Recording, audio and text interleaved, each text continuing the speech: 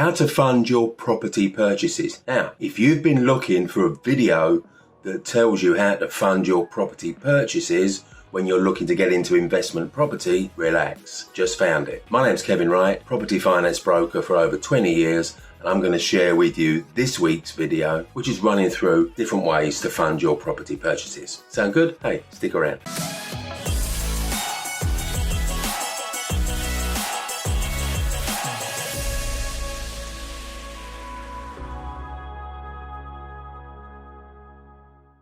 Now, from the many hundreds of investors that I've spoke to down the years, this is a perennial problem. At its most acute when you're starting out with not a huge chunk of cash. So what do you do when you find a great deal and you're struggling to find the cash to come up with a deposit? Now, when you haven't got a long track record in property, finding a private investor to just stump up the cash when a deal pops up can be a bit challenging. Deals here, but the money isn't. Now, I've seen the reverse happen quite a lot too. You spend an inordinate amount of time cultivating a private investor with some money to potentially invest. You bought them multiple coffees, you probably even bought them dinner too. You might have had a couple of deals, but they weren't ready to invest, you've lost those. And now they finally said, yes, I'm with you, I trust you, go and find a deal and I'll put my money in. Now you're scurrying around trying to find a deal. It might take you a few weeks to come up with one. Go back to them and say, hey, I've got that deal, can we do it together now? And I've seen this quite a lot of times. Their response is, well, I've invested with someone else now. You know, I wanted to invest my money, I was ready to invest my money, and you didn't have a deal, so I've had to put it with someone else. Now, if that's happened to you, it's pretty demoralising, isn't it? Now, I'm going to throw the FCA into this mix here, because when it comes to raising money privately, the FCA have quite a lot to say about it. FCA being the Financial Conduct Authority. So they've published a series of documents, directives you might call them, from 2014 onwards, with revisions and updates in different years since then. And the prime objective of these is to protect retail customers, which is their terminology for the general public. Protect them from what exactly?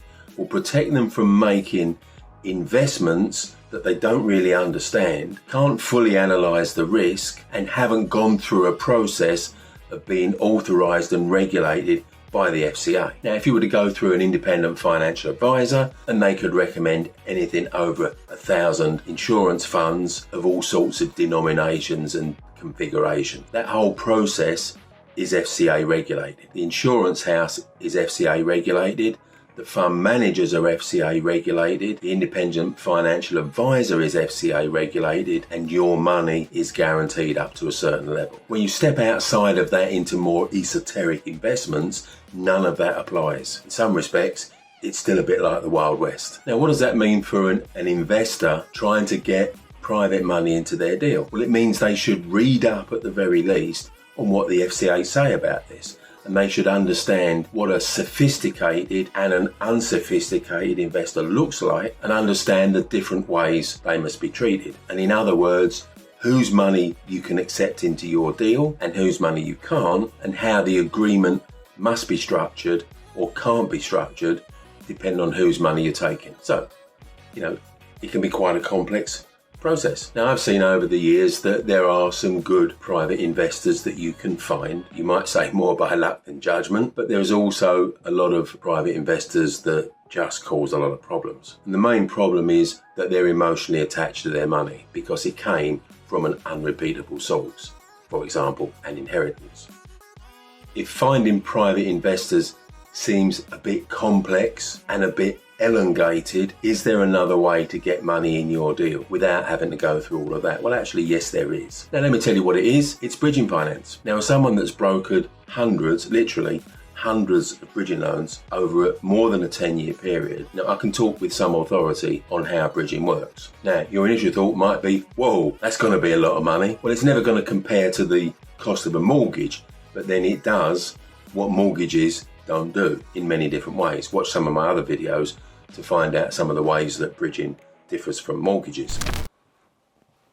Hey, have you subscribed yet? Click that subscribe button down there and that dingy belly thing so you don't miss any of my videos when they're released, which is every week. Great, thanks.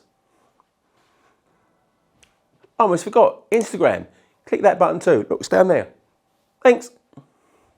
Now, the cost of bridging is more aligned with the cost of private investors. In fact, there are some greedy private investors around, so it could actually be cheaper than some private investor money and a lot easier to obtain. I see a lot of investors trying to procure private money in their deal, saying, hey, let's split the profits. You put your money in my deal, we'll split it 50-50. Well, I've yet to find a bridger that will charge you 50% of your profit. So there are several advantages with bridging. Let's look at a few of them. Number one, they make quick decisions. They'll decide to lend on your project usually within a day or two and sometimes quicker. Now, I don't mean that's the money in your bank quite that quick, but I do mean they've decided, yeah, we're going to lend you that money. More complex propositions may take a bit longer. Number two, your purchase is completed quicker, usually much quicker than a mortgage. And if you want to get a handle on how quickly, well, consider this. Bridging is extensively used to finance auction purchases. Now, you'll probably know that most traditional auction houses give you a time limit of 28 days. 28 days to complete the purchase. So if bridging is funding auction purchases extensively, they've got to work within that time frame. And that's the time frame that bridgers are geared up to achieve. Three, now you don't have to treat bridgers to coffees, dinner, or any other inducements. They just want to lend their money. Four, they're not private individuals. So you don't need to go through any FCA regulations about are they sophisticated, are they unsophisticated. Five, now bridgers have got pretty deep pockets, certainly multiple millions of pounds. So if you find another deal before you finish the first one, and they like the look of you, they'll probably fund the second one too. And six, hey, there are literally dozens and dozens of bridgers.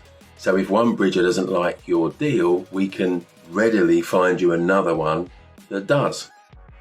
Now, by and large, in our experience of brokering hundreds of bridging loans, in most cases, it's a pretty straightforward transaction. Now, your choice of solicitor that acting for you is going to influence that, and our very, very strong recommendation is don't be using a residential conveyancing solicitor that we use to do a mortgage. Bridging conveyancing is a whole different ballgame to mortgage conveyancing, and most mortgage conveyancers are pretty rubbish at doing bridging conveyancing. Now, for our clients in the brokerage, we've got a panel of solicitors that are savvy with bridging finance reserved just for them. Now, although you might strike it lucky with a private investor, here's what we've seen over the years of some of the problems that you could hit when you're trying to put in private money. One, the time it takes to cultivate a relationship with a private individual before they feel safe in putting their money into your property project. Now, sometimes you're advised